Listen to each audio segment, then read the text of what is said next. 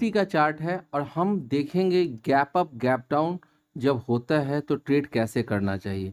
देखिए निफ्टी में कई बार गैप अप और गैप डाउन होता है। गैप अप और गैप डाउन होता क्या है पहले यह समझिए। जब प्रीवियस क्लोजिंग प्राइस से यदि मार्केट अचानक से ऊपर की ओर खुले तो इसको कहते हैं हम गैप अप, ठीक है।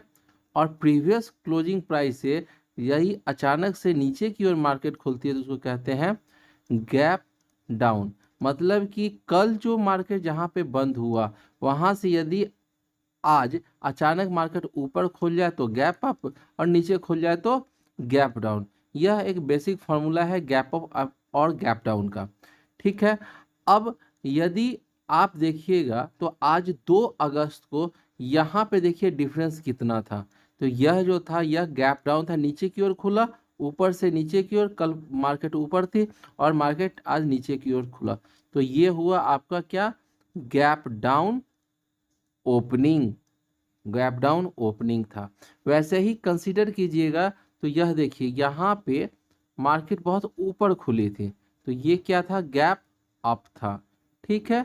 यह गैप अप ओपनिंग था, ठीक है। गैप डाउन ओपनिंग और गैप अप ओपनिंग।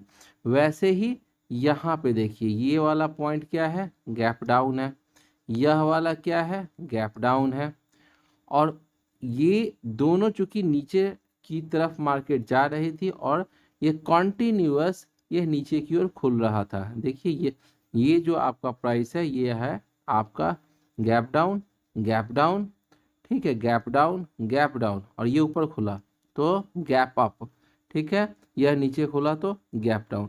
अब आप समझिए गैप डाउन से मार्केट में क्या हलचल हो सकती है। कभी भी आप यदि देखेंगे तो गैप डाउन जल्दी रिकवर नहीं करता है, गैप डाउन नीचे। तो पहला नियम यह होता है कि गैप डाउन मार्केट में बियरिश सिग्नल है, मतलब कि मार्केट अब नीचे की ओर जाने वाली है, ठीक है। गैप अप यह बुलिश सिग्नल है, मतलब यदि कभी मार्केट में गैप अप दिखे तो मार्केट ऊपर जाने वाली है। प्रोवाइडेड डेट यह दोनों चीज न्यूज बेस्ड नहीं होना चाहिए, न्यूज बेस्ड नहीं होना चाहिए। यह टेक्निकल सपोर्ट तो चलता है, न्यूज बेस्ड नहीं होना चाहिए। मीन्स आज मार्केट क्लोज हुई, ठीक है, और क्लोज होने के बाद रात में ऐसा कुछ हो जाता है कि मार्केट में सुबह होते ही मार्केट या तो बहुत ऊपर या बहुत नीचे खुलती है। तो न्यूज बेस्ड जो मार्केट होता है वह वोलाटाइल मार्केट होता है और ऐसे कंडीशन में क्या होता है इनस्टेबिलिटी बहुत ज़्यादा होती है। तो गैप डाउन विथ वॉल्यूम सबसे ज़्यादा कारगर चीज़ होता है। गैप अप या डाउन वॉल्यूम के साथ होना चाहिए, मतलब कि वॉल्यूम उसको सपोर्ट करे। अब वॉल्यूम कब का, तो सबसे इम्पॉर्टेंट ये होता है कि प्रीवियस डे वॉल्यूम यदि सपोर्ट करता है और अचानक से अगले दिन मार्केट नीचे की ओर या मार्केट ऊपर की ओर खुलती है तो यह सबसे इफेक्टिव गैप अप और गैप डाउन होगा, इफेक्टिव गैप अप या गैप डाउन होगा, ठीक है। मतलब फॉर्मूला यह है कि गैप अप और गैप डाउन, मतलब कि गैप अप या गैप डाउन किसके साथ होना चाहिए, अच्छे वॉल्यूम के साथ होना चाहिए। और वॉल्यूम कब होना चाहिए, प्रीवियस डे का। तब जाके इस गैप अप गैप डाउन का वैल्यू बहुत ज़्यादा होता है, वैल्यू जो होगा बहुत ज़्यादा होगा। मतलब कि यदि ऊपर की ओर मार्केट खुली है तो वेरी बुलिश हो जाएगा और नीचे खुली है तो वेरी बियरिश हो जाएगा। तो अभी तक हमने यह समझा कि गैप अप और गैप डाउन मार्केट में कौन सा मोमेंटम पैदा करती है। अप पैदा करेगी बुलिश और डाउन पैदा करेगी बियरिश। तो ये हुआ पहला नियम गैप अप और गैप डाउन का, ठीक है। दूसरा नियम, जब भी गैप डाउन और गैप अप हो, कोई भी गैप डाउन गैप डाउन या गैप अप हो तो आपको क्या ढूंढना है? सबसे पहले आपको ढूंढना है trend line support, trend line का सपोर्ट और रेसिस्टेंस। ठीक है, अब देखिए रेसिस्टेंस तो अपने आप ही क्रिएट हो जाता है। कैसे क्रिएट हो जाता है? रेसिस्टेंस अपने आप ही क्रिएट हो जाता है। जैसे कि यदि यह मार्केट यहाँ से गैप डाउन हुई तो ऑब्वियसली ये वाला जो लेवल है इसका ऑटोमेटिकली रेसिस्टेंस हो चुका है पहला। अब इसके ऊपर जाने के लिए मार्केट को फिर से, यदि इसके ऊपर कभी भी मार्केट जाती है तो फिर से उसको बहुत लॉन्ग बॉडी के साथ इसको ब्रेक करना पड़ेगा, तभी बुलिशनेस कंफर्म होगा, नहीं तो अब ये बेयरिश मोड पे आ चुका है। ठीक है, तो अब सवाल ये उठता है कि यदि मार्केट इस लेवल से नीचे जा रही है तो रेसिस्टेंस तो ये हो गया, तो चलिए इसको आप क्या लीजिएगा, इसके ऊपर आप लीजिएगा क्या, स्टॉप लॉस। स्टॉप लॉस लेके चलिएगा। ये सिर्फ एजुकेशन पर्पस के लिए वीडियो है। पहला, यह कोई स्टॉप लॉस और कोई टारगेट मैं नहीं दे रहा, आपको सिर्फ यह समझना है कि एग्जैक्टली गैप अप और गैप डाउन को ट्रेड कैसे हम लोग करेंगे। तो गैप डाउन जब भी हो, तो अभी गैप डाउन चूंकि निफ्टी आज नीचे की ओर खुली है इसलिए मैं आपको यह दिखला रहा हूँ, गैप डाउन जब भी हो तो जो गैप क्रिएट होता है वही उसका रेसिस्टेंस हो जाता है। टारगेट क्या होगा? टारगेट सबसे पहला डबल सपोर्ट ही होगा या सिंगल सपोर्ट होगा, यह इसका पहला टारगेट बनेगा। ठीक है, हो सकता है, मैं ये नहीं कह रहा कि ये होगा, बट हो सकता है। मतलब कि अब नीचे की ओर गैप डाउन की यदि बात करें, गैप डाउन की बात करें तो वह लेवल, टारगेट वह लेवल होगा, ध्यान से सुनिए ये बहुत ही इंपॉर्टेंट चीज़ है, टारगेट वह लेवल होगा जिस लेवल पे, जिस लेवल पर सबसे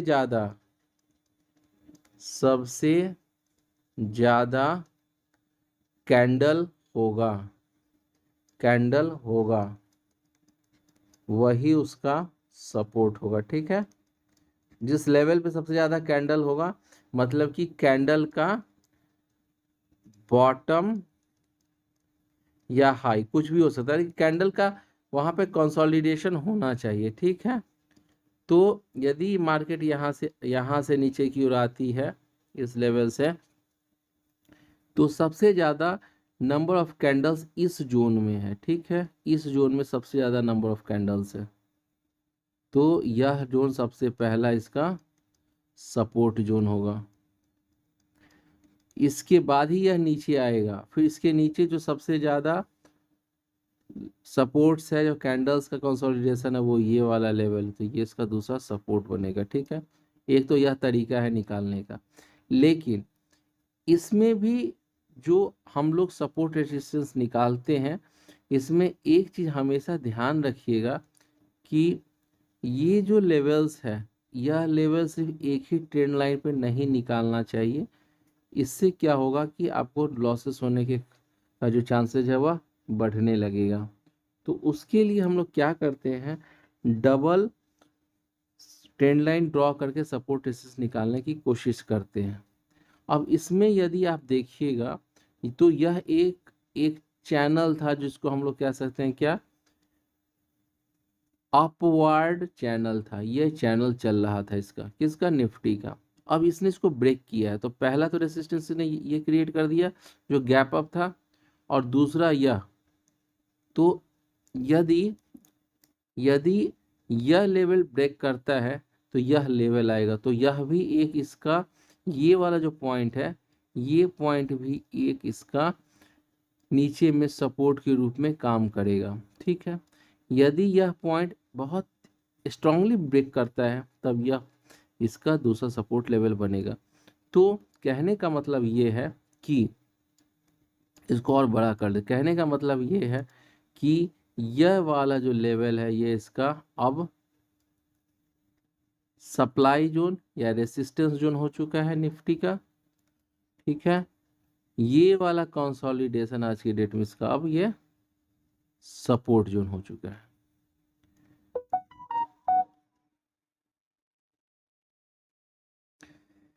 इस लेवल पे हम यह मान के चलते यदि इस लेवल को क्रॉस करेगा तभी अब निफ्टी ऊपर की ओर जाएगी, नहीं तो मोस्ट प्रोबेबली इस लेवल पे यह रेंज बाउंड ऐसे करके हो जाए या ऐसे कर ऊपर जाके हो जाए, बट और इस पे या नीचे आके ऊपर चली जाए, कुछ भी हो सकता है। बट अब ये इसका ब्रॉडली निफ्टी के लिए ये वाला जो रेंज है यहाँ से यही इसका भी रेंज बना रहेगा। तो हमने देखा कि गैप अप और गैप डाउन कैसे ट्रेड करते हैं। यह तो गैप डाउन था, ठीक है। अब कहीं गैप अप ढूंढते हैं कि गैप अप कहाँ था। तो गैप अप कहीं तो गैप अप था, ठीक है। ये गैप अप है, ठीक है। यहाँ देखिए ये निफ्टी का लेवल था और यह गैप अप था, ठीक है। ये गैप अप, अब देखिए यहाँ पे एक इसका डबल टॉप एक तो इसका यह वाला रेसिस्टेंस था जो इसने ब्रेक किया था, ये वाला ठीक है। उसके बाद इसने यह लेवल रेसिस्टेंस ब्रेक किया। यह गैप अप जो था बहुत स्ट्रॉन्ग गैप अप था और इस गैप अप के बाद मार्केट ऊपर की ओर जाती, फिर यहाँ पे गैप अप, यहाँ गैप अप। अब यह गैप अप यदि क्रिएट होता है तो आप यह मान के चलिए अब इसका इस ऐसे सिचुएशन में जब गैप अप क्रिएट होगा तो इसका ये वाला जो लेवल है, ये वाला लेवल यही इसका सपोर्ट लेवल होगा, ठीक है। सपोर्ट लेवल होगा और इसका टारगेट क्या होगा, तो यहाँ पे टारगेट चूंकि इसने टॉप ब्रेकआउट दिया है तो टारगेट यहाँ पे निकालने का जो फॉर्मूला हम लोग यूज करेंगे वो होगा जितना कंसोलिडेशन था, जितना लेवल का यहाँ से इसने कंसोलिडेट किया था यहाँ से यहाँ तक और ये इसका लेवल था, तो कम से कम ये जो लेवल है यह लेवल यह कम से कम इतना तो ऊपर जरूर जाएगा। अब इसको ऐसे मानेंगे तो मान लीजिए यह 20,220, तो इसको लिख लेते हैं 20,220 और इस ये है 19,200 का 19,200। तो ये लेवल निकालने के लिए ऊपर का यह लेवल में से यह लेवल हटा देंगे तो ये रेंज निकल जाएगा। तो इसमें 0 से 0 गया तो 0, 2 में से 0 गया तो 2 और ये 2 में से 2 गया तो 0 और 20 में से 19 गया तो 1, 1020, मतलब ये जो रेंज था ये 1020 का था, ठीक है। अब इसने यह ब्रेक किया है, इसका मतलब इसके ऊपर इसको उतना जाना चाहिए, तो ऊपर का लेवल होगा 2220 प्लस 1020, इसमें इसको जोड़ देंगे तो आपका निकलेगा 0 2 2 4 202 1 2 21,240 का टारगेट तो सीधा ही बनता है। अब हम लोग चेक करेंगे कि क्या 21,240 ये गया है। हमारा लेवल था, हमारा लेवल है यहाँ पे यह वाला, हमारा लेवल था यह वाला और ये क्रॉस करता है, ये वाला कितना था आपका, ये वाला लेवल था आपका यहाँ था, ठीक है। अब ऊपर का लेवल ये कहाँ तक गया है, देखिए ऊपर का लेवल ये लगभग 21,000, ठीक है, और 21,500 इस जोन में जो हमने कैलकुलेट किया था उसी जोन में इसका कंसोलिडेशन है निफ्टी का। तो यहाँ से ब्रेक करने का इसने यह वाला टारगेट 1 इसने पूरा किया है, ठीक है। तो दूसरा जो थ्योरम आप सीख सकते हैं यहाँ पे वह ये है, इसको नोट कर लीजिए, यह है कि रेंज ब्रेकआउट के बाद जब भी कोई मार्केट से रेंज ब्रेकआउट होता है तो रेंज ब्रेकआउट के बाद का जो टारगेट होता है, रेंज ब्रेकआउट के बाद का जो टारगेट होता है वह उसका रेंज ही होता है। सबसे पहले रेंज, यहाँ पे फिर से इसको रिपीट करते हैं, यह मेरा रेंज था, ठीक है। इसको छोटा करते हैं, इसको छोटा करते हैं, ठीक है। यह मेरा एक रेंज था जिस पे इसने कंसोलिडेट किया था, ठीक है। यह रेंज, इसने इस रेंज को ब्रेक किया मान लीजिए, तो पहला यह इसका रेंज निकला नीचे और ऊपर का लेवल का जो लेवल्स है उस लेवल से ऊपर वाले से नीचे को घटा लीजिएगा, रेंज निकल जाएगा। ऊपर का यहाँ पे जो भी आ रहा हो रेट और यहाँ पे जो भी रेट आ रहा हो, दोनों को घटा कर रेंज निकाल लीजिएगा। तो यदि यह मार्केट इसको ब्रेक करती है तो सबसे पहला टारगेट यही रेंज है। मान लीजिए ये आपका 1100 रुपये का रेंज है, 1100 पॉइंट का रेंज है, तो यहाँ से इसको 1100 तो जाना ही जाना होगा सबसे पहले। यह पहला टारगेट होता है। रेंज ब्रेकआउट के बाद जैसे ही मार्केट रेंज ब्रेकआउट करती है, रेंज ब्रेकआउट के बाद टारगेट जो होता है वो उसका प्रीवियस रेंज ही होता है, प्रीवियस रेंज ही होता है। तो इसने यह लेवल मेट किया। इस पूरे वीडियो में हमने क्या देखा, क्या जाना? सबसे पहला चीज हमने यह जाना है कि गैप अप बुलिश सिग्नल देता है, गैप डाउन बियरिश सिग्नल देता है। गैप अप के बाद मार्केट यदि ऊपर जाती है, गैप अप के बाद ऊपर जाती है तो प्रीवियस जो जब गैप अप हुआ होगा तो उसे एक दिन पहले जो भी उसका क्लोजिंग रहा होगा, प्रीवियस क्लोजिंग होगा, वही उसका सपोर्ट बनेगा। ठीक है। वैसे ही यदि गैप डाउन हो रहा है तो प्रीवियस क्लोजिंग प्राइस उसका रेसिस्टेंस बन जाएगा। ठीक है। नहीं समझ में आए तो आप वीडियो के नीचे कमेंट कर दीजिएगा, मैं समझा दूंगा। गैप अप के बाद मार्केट यदि ऊपर जाती है तो पिछले दिन का जो टारगेट जो क्लोजिंग होगा वह उसका सपोर्ट होगा। और गैप डाउन यदि मार्केट नीचे की ओर गिरती है, जैसे अपने आज के केस में नीचे की ओर गिरती है, तो कल का जो क्लोजिंग रहा होगा वही उसका रेसिस्टेंस बन जाएगा। मतलब कि उसी को लेके आप ट्रेड कर सकते हैं। और तीसरा जो मोस्ट इम्पॉर्टेंट होता है रेंज ब्रेकआउट के बाद, कि जितना रेंज ब्रेकआउट करेगा, ब्रेकआउट होते ही जो रेंज जितना भी रेंज होगा वही उसका टारगेट बन जाएगा। यह दोनों ही केस में है, यदि रेंज नीचे की ओर टूटे तो या रेंज ऊपर की ओर टूटे तो जो भी रेंज होगा वही उसका आगे आने वाले दिनों का टारगेट होगा। इस वीडियो को आप दोबारा देखिए, तिबारा देखिए, जितना मन हो उतना देखिए। यह एजुकेशनल पर्पस का वीडियो है पहला। दूसरे, इसमें हमने कभी भी कोई आपको यह नहीं बताया कि इस पर खरीदना आपको बेचना है। यह समझिए, आप जब समझ जाएंगे तो ट्रेडिंग आसान हो जाएगा। बिना स्टॉप लॉस का ट्रेडिंग मत कीजिए।